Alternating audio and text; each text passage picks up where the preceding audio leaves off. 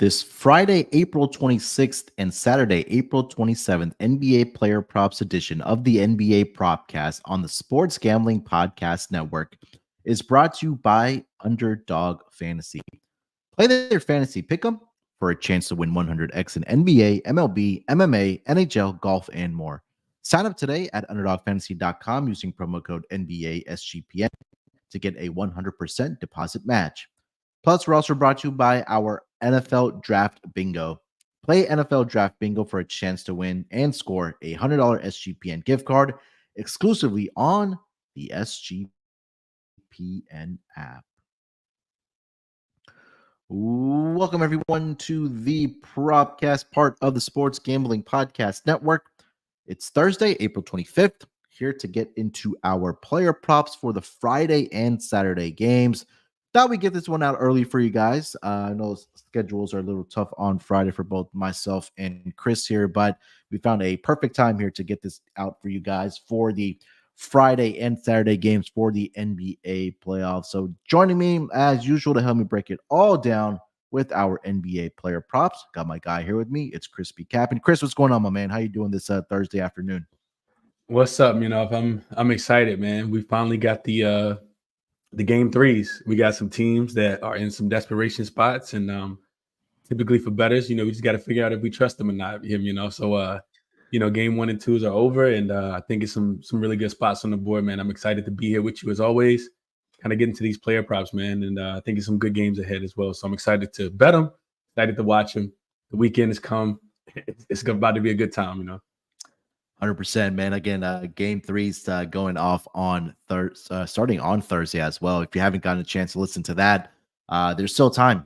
We covered the Wednesday and Thursday games. Do have a few player props for the Thursday night games as well. So make sure you guys check that propcast out as well, of course, here for the Friday and Saturday games. And Chris, like you mentioned, game threes are here. And I think we talked about these yesterday and briefly touched on it, was that the superstars are really showing up for these teams like the Lakers, the Philadelphia 76ers as well. But in particular, it's very difficult to find out and handicap which role player and supporting cast member for those guys and those respective teams are going to show up on a given night. And it's just been really the inconsistencies that's really put those, particular teams. I know the Sixers play on Thursday night, and also the Lakers, but they haven't really been able to get much support from those starting stars, say the supporting cast and the role players around those superstars. I don't think we can say that much about the games that are happening on Friday and Saturday, in particular, more so on Friday with the Dallas Mavericks and the LA Clippers, and then obviously the T-Wolves and the Phoenix Suns, and then the Bucks and the Pacers as well. It'll be interesting to see, Chris, if Giannis does return for this game for the Milwaukee Bucks, because again, they did lose game 2 at home. Right now it's 1-1 heading to Indiana in this game. And then we also have another series between the Dallas Mavericks and the LA Clippers, who are also tied 1-1 heading back to Dallas. Also did see an injury note here for the Dallas Mavericks that Tim Hardaway Jr. is going to be out for this game 3 with an ankle injury as well. So we'll see who steps up into that starting lineup and is able to provide that support to Kyrie or Luka, or is it just going to continue being the Luka and Kyrie show? So, we talked about this on the NBA pod as well, that we know, and I think we talked about this yesterday as well, that those superstar player numbers are going to be a little bit more inflated than we've seen during the regular season because they have to show out for a lot of these games here. But Chris, I think your guess is as good as mine on who we don't know on who that starting player is going to be that's going to support the stars of their respective teams.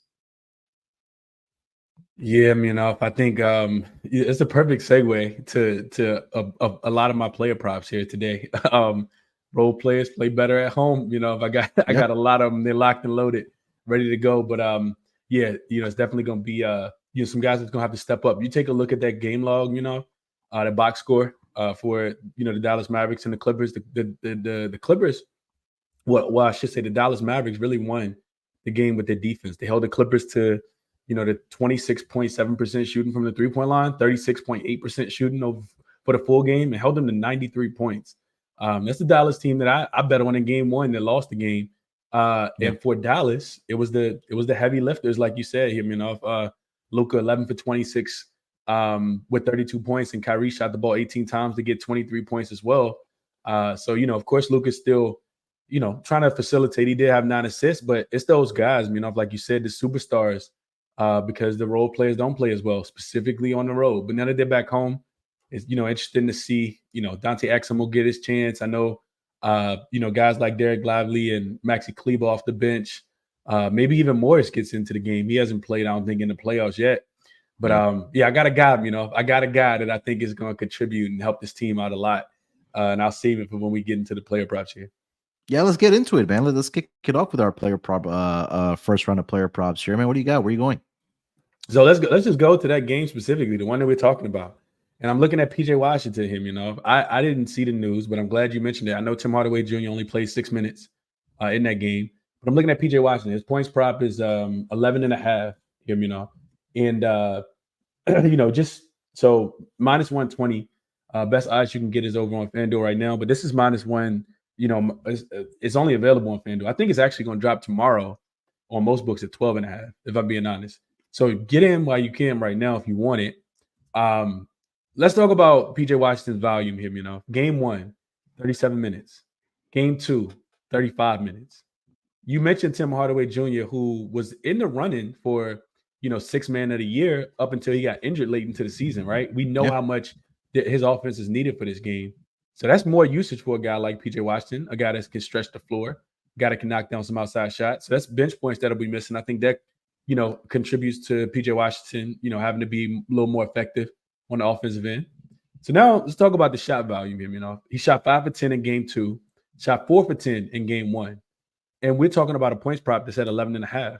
So I almost need a point per shot attempt here, If the shots have been there, he just got to be able to knock them down. 18 in game 2, flew over the number. In game 1, he had 11. So he missed about a hook here.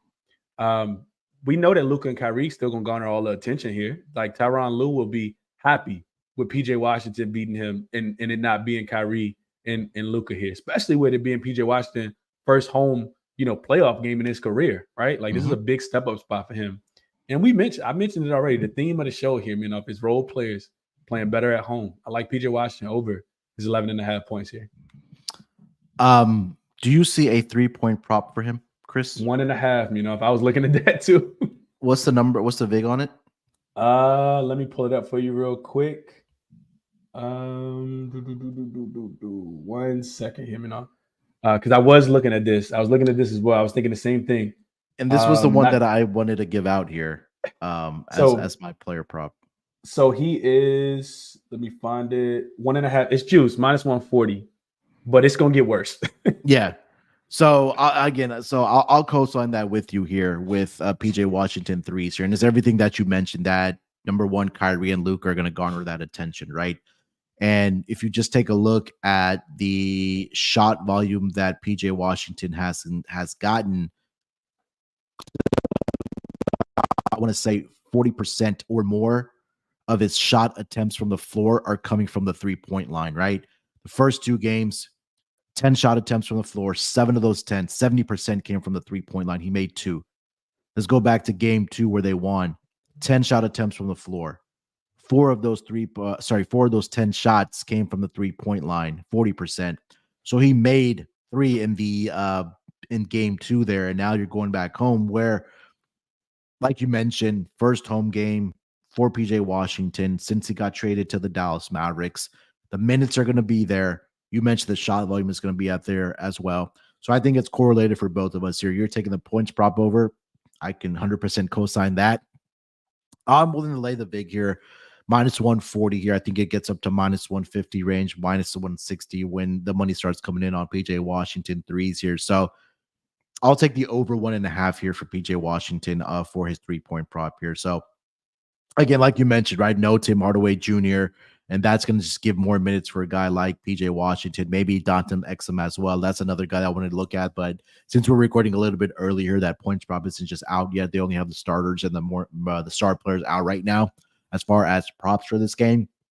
But I'm 100% with you here on PJ Washington here for the Dallas Mavericks. So we'll chalk that up as player prop number one for myself and Chris here for the game 3 between the Dallas Mavericks and the LA Clippers. All right, guys, joining us in the chat as well. RC in there, you Capper. Make sure you guys give him a follow and check out his website as well, man. Absolutely just great stuff. One-stop shop, honestly, for all your handicapping needs. I honestly use it a ton, and it just makes it so easy. My guy Mitch in there as well. So appreciate it. All right, guys, join us in the chat there. RC pointing out PJPRA. Yeah, I think that could be worth a look as well. He's asking about Gafford. And I did see an injury note for him, Chris, that he's dealing, I think, with a back issue. I don't think he moves a needle a whole lot for this Mavericks team, especially defensively, because he's always in foul trouble. And I think that it's more now Derek Lively that's going to begin the minutes. And he's also another guy that's getting into foul trouble as well. And we've seen what Zubac did, especially in game 1, Chris. But how do you think this really affects the rotation or even the total in this game if they're going to be without Daniel Gafford in this game, if that makes a difference to you at all? I think I'm not sure that it does from one standpoint. My outlook on Daniel Gafford not being available, is him and Kleber are two different players, of course, right? Yeah. Like I think Kleber is a much stronger player. So you kind of needed him to be a part of the rotation a tad bit with what Zubac was able to do in game 1. But then we also got to remember that Kawhi wasn't available in game 1, right? So, game plan for Coach Lou and the rest of the team was to, all right, let's see if we can take advantage down low. And Zubac did that. But, you got a guy like Kleber that stretches the floor a little bit more.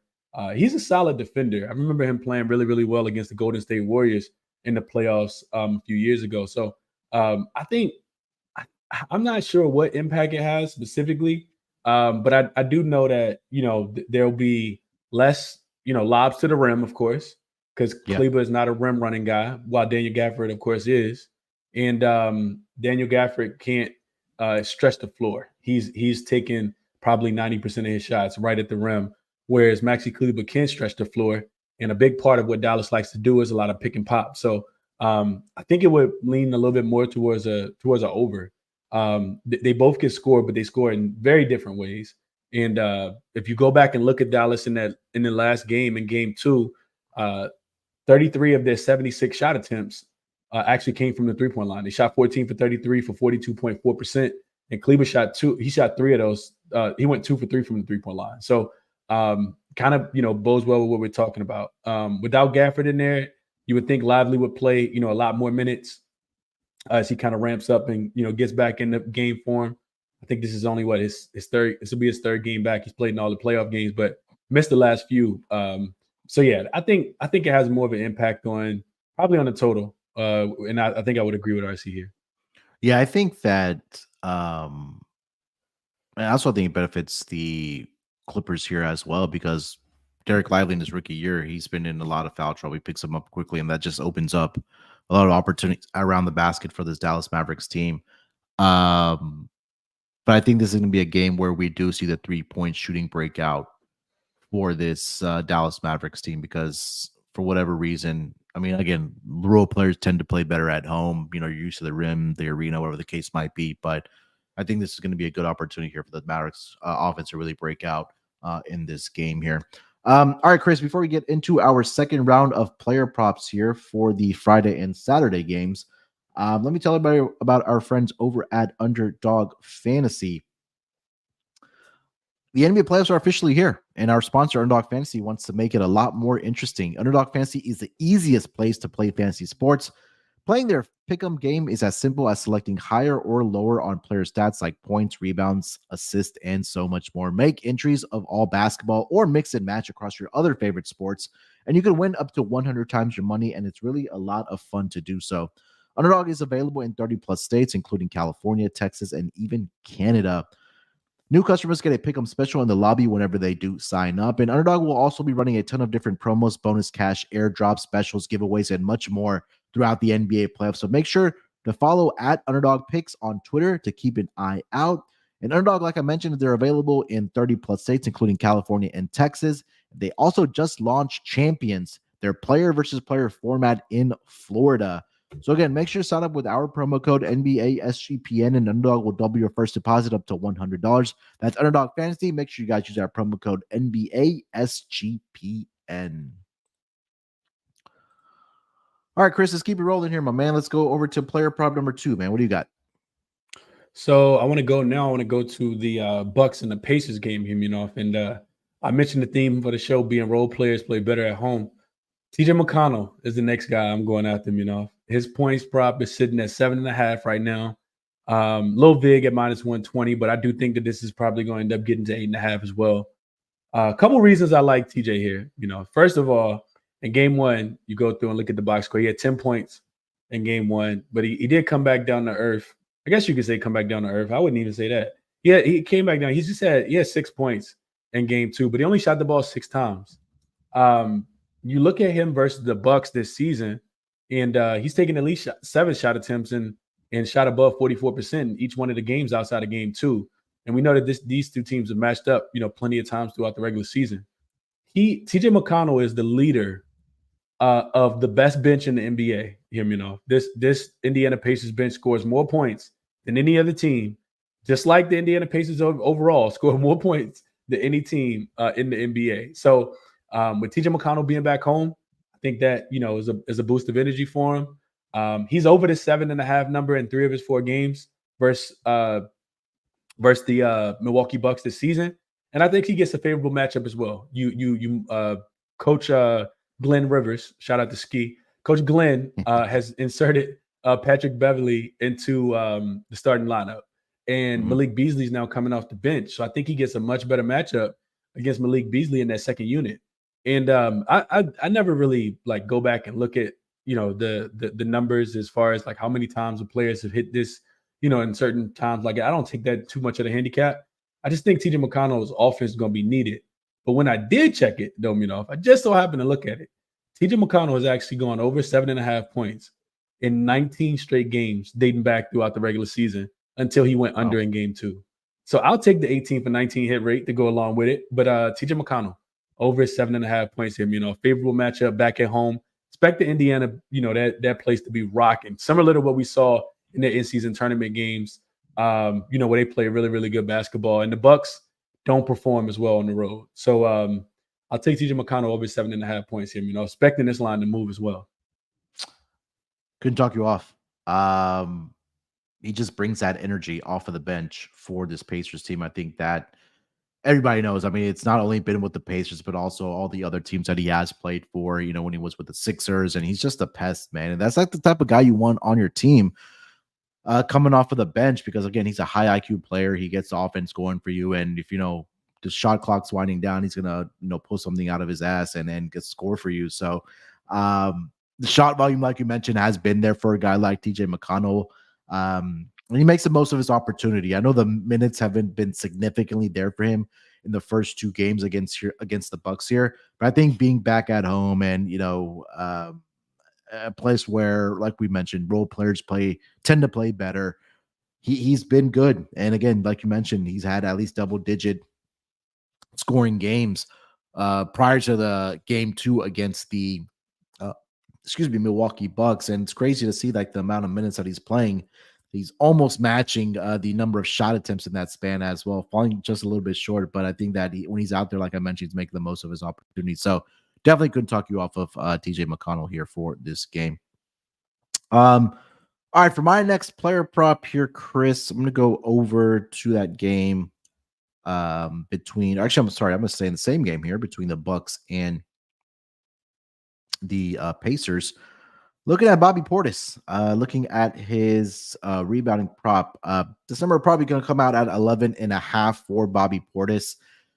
And I don't think that Giannis ends up playing in this game. I think he would be back for game 4 at the earliest, in my opinion. But Bobby Portis has filled in very, very nicely for this Milwaukee Bucks team in the absence of a guy like Giannis. And especially on the road here, where I think they'll need his defensive intensity, his ability to rebound, I think this is the opportunity for him.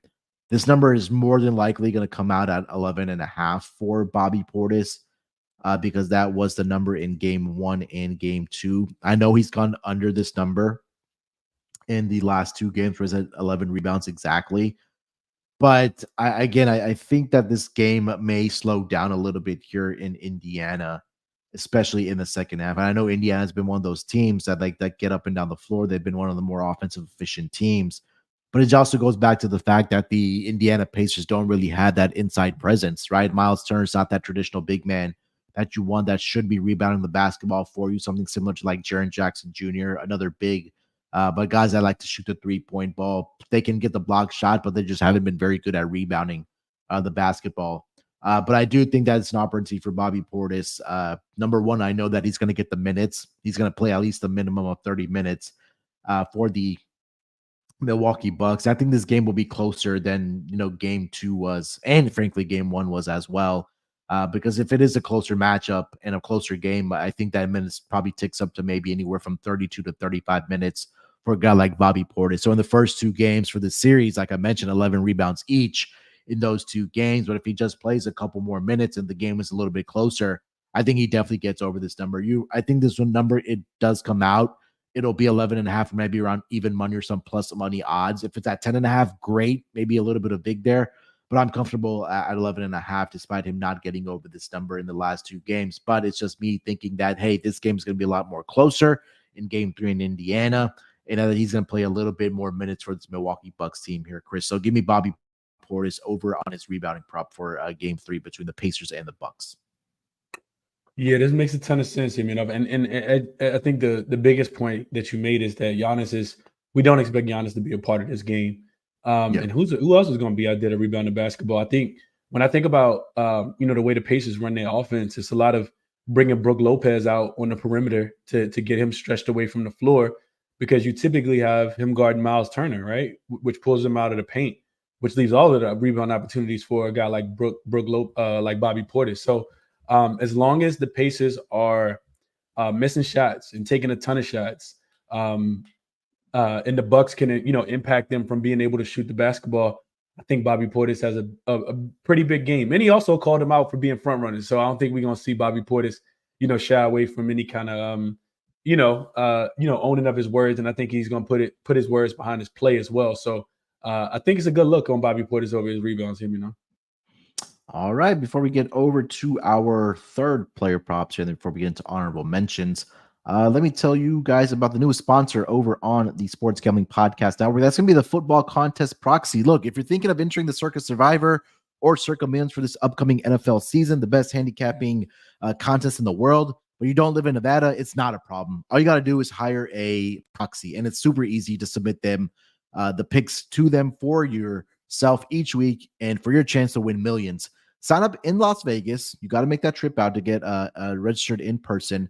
Also meet up with your proxy and get them to submit your picks to your proxy. We've partnered up with the gold standard of proxies over at footballcontestproxy.com. Plus, if you use promo code SGP at checkout, you'll save $50 off the proxy fees. That's right. Just go to footballcontestproxy.com. That's footballcontestproxy.com. Promo code SGP to get $50 off. All right, Chris, let's continue here, man. Let's get into player prop number 3. What do you got for the people? So player prop number 3, I'm actually going back to the Dallas game. Dallas in Los Angeles, the Clippers. And I'm taking a role player, but I'm taking one from the opposite team. I'm actually looking at Norman Powell here, and his 3-point prop is 1.5. I like that number for Norman Powell. It's not available at all books, but I see it at BetMGM. They got it without a lot of vig at all, just a minus 110 there. And this comes down to a few things for me, First of all, I think Dallas can be vulnerable to giving up 3-pointers, which we've seen. We saw that in game 1 where we saw the Clippers shoot 18 for 36, I think, from the 3-point line, going 50% in that game. And I was just going through and kind of looking at Norman Powell. He has not played well in the first couple games. He came out at the end of game 1 and said that, he thought that the Dallas Mavericks defense was trying to prioritize, him being away from the 3-point line, getting them off the 3-point line. They did a really good job of doing that. He's a guy though, that I kind of trust on the road here. 2 for 4 in his last game, so he got up 4 of them. Only 1 for 2 in the game before, but you go through it, and I just went back and looked at some of his road splits, and I remember Norman Powell playing, really big on the road. So you go to the game in Phoenix, he shot 2 for 4 from 3-point line. You go to the game in Sacramento, he shot 3 for 4 from the 3-point line. These are the most recent road games. In Charlotte, 2 for 5 from the 3-point line. In New Orleans, 2 for 6. In Chicago, 3 for 6. So I just trust him a little bit more on the road. I think that the Clippers scoring 93 points will prioritize guys like Norman Powell. Kawhi being back in the lineup now, adds more attention to him and Paul George, of course. So, we got willing passers on this team with James Harden and Paul George and Kawhi. So I think those guys garnered attention, and a guy like Norman Powell, who still played 26 and 30 minutes through the first 2 games, shows up for this team on the road here. If I like Norman Powell to go over his 1.5 3-point props, because I think that Coach Ty Lue trusts him. Like I said, I think he'll get the minutes, as I kind of talked about already, and he shoots the ball well on the road. So give me Norman Powell to go over his 1.5 3-point makes here. Something similar to what we talked about with PJ Washington, right? That Chris Paul. Where's my mind at? Kawhi Leonard, Paul George, James Harden. Those guys are going to get the attention when it comes to the offensive side of the basketball. And that opens up the opportunities for guys like you mentioned, Norman Powell, Terrence Mann, Amir Coffey, who's been absolutely fantastic for this Clippers team as well. So again, what really propels, in my eyes, teams to win games in advance is going to be those games where the role players are going to step up. And I think Norman Powell is a guy that's games translates from one gym to another, because he can shoot the leather off of the ball. That's how great of a shooter that he is, and he can contribute to this team. So, I'm right there with you on Norman Powell, man. I couldn't talk you off prop here for Norman Powell. Last one I'll throw out here before we do it again to honorable mentions here, Chris. I'm going to say on the Clippers side there as well. James Harden assist over 7.5. It's a little bit juice at -135. He's at 8 assists in each of the first 2 games for the LA Clippers. He's played very well. He had a great game 1, 28 points, 8 dimes. Game 2, shot a little bit inconsistently or inefficiently, I should say. 22 points. He did 8 dimes in that game. I know there was probably an emphasis to getting Kawhi Leonard going. And it may take a little bit more for Kawhi Leonard to kind of get the rust off after missing 9 or 10 straight games for this Clippers team. But we know that the offense is going to be initiated by James Harden. He's developed a great chemistry on the court with Zubac. He does a great job of getting down to the post and James Harden finding him and getting those easy baskets and assists for both of those guys respectively. But it also goes into the fact that you mentioned that Norman Powell and the other shooters, frankly, are going to get their opportunities, and hopefully those assists are coming from a guy like James Harden. So I know the minutes are going to be there for James Harden.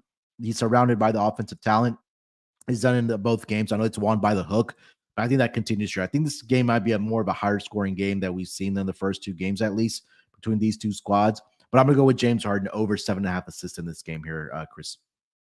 Yeah, hard to face something that it consistently hits, and the opportunities will be there, right? Like when I think about the Clippers, who else really has the ball in their hands and they're doing a lot of playmaking? If it's really just James Harden, right? A lot of pick and roll between him and Zubac.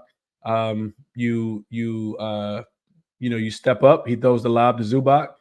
You help over, he finds the wide open shooter, and hopefully there's Norman Powell. So makes a ton of sense here. That the Clippers they struggled in game 1. Being able to stop James Harden, and I do think that we see more facilitated James Harden. Like I think game 1, as far as his scoring, was an outlier, but I do expect him to continue to be a facilitator here as the series moves on. So makes a lot of sense to me, James Harden over his 6. What do you say? 7.5 assists. 7.5. Yeah, was a number for him. I like it. Another injury note that just came across: Chris Middleton did not practice on Thursday. It's officially listed as questionable for the game on Friday with an ankle injury. Yeah. Some more injury concerns there for the Milwaukee Bucks there. But all right, Chris, so that's 3 player props each from you and I. Let's get into our honorable mentions here, man. Anything that you want to throw out there that you are thinking about getting to the window for, but just haven't pulled the plug yet? Yeah, you know what I got. So first one is is I really want to look at some turnover props for Okay. guys who have the ball in their hands a lot. I see Anthony Edwards is it's high though. It's 3.5. I don't know if he's gonna have 4 turnovers, but I do expect him to have the ball in his hands a lot. And desperation spot, of course, for the Phoenix Suns coming back home. I think they'll play their best version of defense as the Minnesota Timberwolves have against them as well. So wanted to look at him. I see Westbrook listed at 1.5 as well. You know, he can be a little lackadaisical with the basketball at times. He had a 4 turnover game in game 1. But I haven't pulled the trigger on any of those. I got a question for you. I want to Yeah. take this time to ask you a question. Question for you is, of the big 3 that the Minnesota Mhm. Timberwolves have, who goes over their points prop with the sticky defense that this Minnesota Timberwolves team has been playing? Is it Devin Booker? Is it Oh, Kevin Durant? big Or 3 is for it Bradley Phoenix, you Beal? meant. For Phoenix, I'm sorry. Yeah, for Phoenix. Yeah, no, you're good. Who goes over? Who has that day? Because I wanted to take Devin Booker 3-point prop that's sitting at 2.5 right now. Plus In my money, plus first 102 I saw. and my first thought is Devin Booker. Just because he's just been really good at home for this Phoenix Suns team. And you take a look, and I wanted to get there with Devin Booker, and that's why I'm glad you brought up Devin Booker, because he was going to be my honorable mention here as well. That all 3 the big 3 in Bradley Beal, Kevin Durant, and Devin Booker all went under their points prop in game 2. And like, we know that the minutes are going to be there for all 3 of those guys, right? I think all 3 of those guys, I want to say, played 40 plus minutes in game 2, and they only, mustered 93 total points. 42 minutes each for Beal, Booker, 41 for Kevin Durant. And it's just difficult to know on a given night who's going to get the shot volume, because you have now Bradley Beal that's healthy, right? Because he's going to get up his shot attempts as well. And those guys right there are averaging 13 attempts, 16 attempts, 17 attempts. So it's just about who's going to be the more efficient guy. My inclination would be Devin Booker there, Chris. I want to say, and I haven't got to watch a whole heck of a lot of this series. Have you seen who Jaden McDaniels has been matched up on? Has it been Kevin Durant, or has it been Devin Yeah, Booker? he's been on Kevin Durant, and it's Okay. been Bradley Beal mostly getting guarded by Anthony Edwards. And Okay. I mean, they switch it up, they cross match. The thing about that Timberwolves team, and I think I read this yesterday somewhere, is that their game plan and what's been effective for them is that they aren't switching. Like, they aren't switch. Yeah. Well, they will switch, but I'm sorry, I didn't mean to say that. I meant to say they're not doubling. Like, they're like, if Devin Booker is going off, like, all right, good job, Devin Booker. If Kevin Durant's going off, they're like, good job. Like, they're not switching. I mean, they're not doubling at all. They're just letting, if you get beat 1-on-1, they just say, you know what, don't let it happen again. And I think that's been what's helpful for Chris Finch and his team, is because now you get Phoenix. I mean, they're playing 1-on-1 basketball for the most part. A lot of the screens, and I mean, we see Jump their shooting team. offense, just a jump shot shooting team that doesn't really want to score, and those jump shots have not been falling. So, yeah. Even with that, though, like you said, if Devin Booker, 42 minutes, he didn't even shoot necessarily the worst. He just couldn't make a He didn't. three-pointer, 1 for 6. Yeah. But 6 for 13 is not, the worst percentage. 46% is not too bad at all. And I think he's listed at 25.5. I just thought that was pretty interesting, man. And the interesting part, just to expand on that, is I want to say it was 23.5 or 24.5 in game 2. He didn't hit it, but this number's up a full point for game 3. So I think the books are kind of thinking what we're thinking, that Devin Booker is going to be the guy to have to go off if Jalen McDaniels is matched up on Kevin Durant and you have Anthony Edwards on Bradley Beal. So I just want to see more of a shot volume increase. We know he's going to get to the free throw line. It's just about being a little bit more efficient, a little bit of more shot volume for a guy like Devin Booker. So yeah, I think I would vote for Devin Booker here to be that guy for this Phoenix Suns team going into game 3 at home. So I'm glad you brought that one up, because I was thinking about him too. It just kind of threw me off that his number went up 2 points, actually, because I see 26.5 right now over on DraftKings, when it was at around 23.5, 24.5 for game 2, and he just didn't get there. So yeah, that's one to consider. Chris, saying in that same game, this is a player that I'll mention, but I can't get to the window with, because he should be dominating on the glass, and that is Rudy Gobert. I mean, we saw 16 rebounds in game 1 and then came down to earth a little bit in game 2 with only 9 rebounds. But I'd be curious to see if they deploy the same. I mean, the same offensive strategy. They should, because it's worked for them in the first 2 games here, Chris, for the Minnesota Timberwolves. And Rudy Gobert's point prop is at 13.5. He's going to get those lobs. He's going to get those easy putback baskets around the rim. Just let's not make sure he's a point guard on a fast break, thinking he's Magic Johnson out there. But he's had 18 points and 14 points in the first 2 games of this series. And it's just been easy basket. He also gets to the free throw line as well, right? The first 2 games, he's had 14 attempts combined. He's knocked down 6 of those 7 attempts in both of those first 2 games. So I think this would be a spot here for Rudy Gobert, maybe to get his points. I'm gonna look at his points proper. That's one more I wanted to mention there. I don't know if you had any thoughts on that one, but I think Rudy Gobert has been really an important part of this offense for the Minnesota Timberwolves.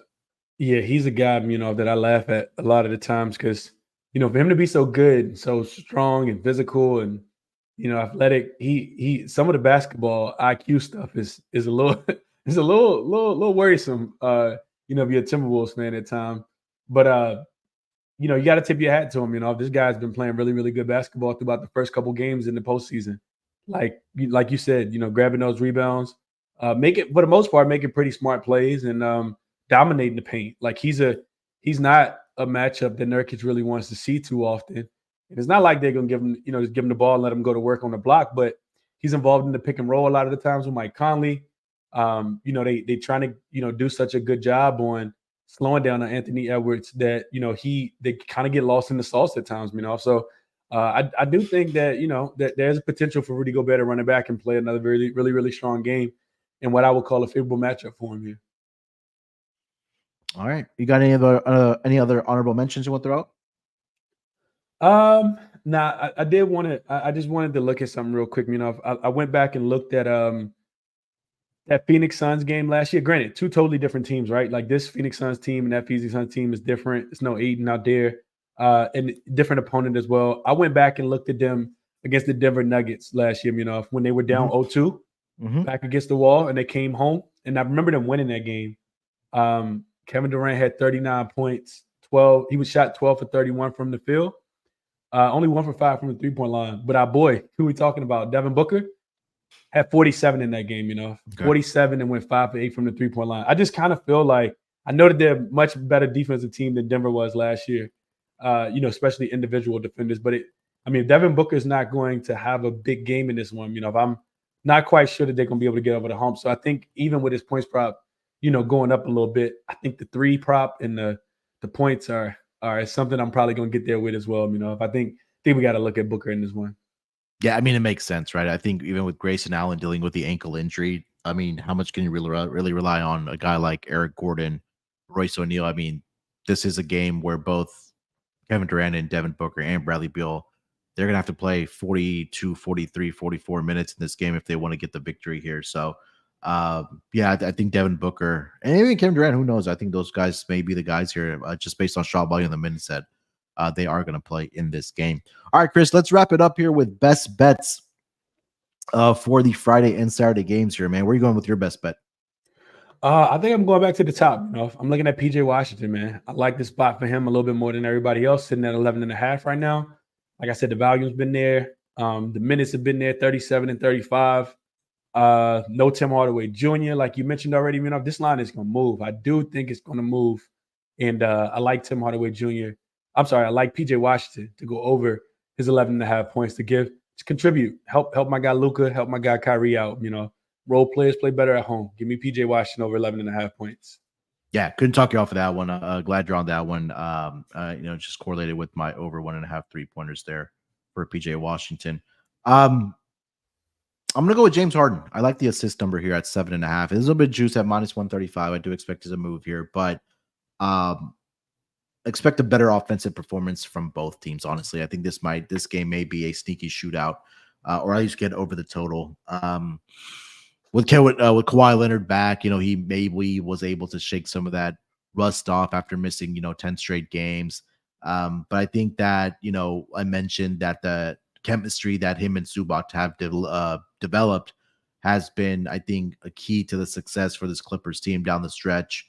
And for Zubac having that success as well. And again, we talked about the 3-point shooting that's also available on this team for this Clippers team, whether it is even a guy like Paul George or Amir Coffey or Terrence Mann, Norman Powell, like you mentioned there as well. So I'll take James Harden over 7.5 assists as my best bet for the Friday night card between those two teams. All right, that's going to wrap it up, Chris, here for our NBA Propcast for the Friday and Saturday games. Glad we were able to get this out to our listeners early. Hopefully they can beat some of the numbers that we did put out when the books have them up here. Maybe not so much paying attention to the Friday and Saturday games with games going off on Thursday, but good opportunity for you to get ahead of the VIG, get ahead of the lines that they do move. So hopefully we gave you out some best bet winners here for this card. Chris, anything else you want to mention before we get out of here? No, that's it, man. Enjoy the games, enjoy the weekend. Hopefully me and Munaf can get back together next week as the playoffs continue and give out some more winners. I think I went 1-1 on the player props that I liked the most yesterday with Jason Tatum not quite getting there and Chet Holmgren getting there pretty easily. So hopefully we can keep it going here, Munaf. Give out some winners. Definitely subscribe to the pod if you guys are just listening without subscribing. And we always ask you guys to leave us a review as well. We always say 5-star, 5-star. We greatly appreciate it. And bet responsibly. Best of luck. And we'll catch you guys next week. Yeah, 100%. We'll be back next week for sure as the NBA playoffs continue to roll on. We'll be probably in the middle of round 1 and maybe round 2 starting. So definitely a good time to make sure you subscribe to the Propcast here for the NBA. Enjoy the games this weekend. We'll be back like we mentioned this week. Good luck with your bets. Let's break these books off and let it ride.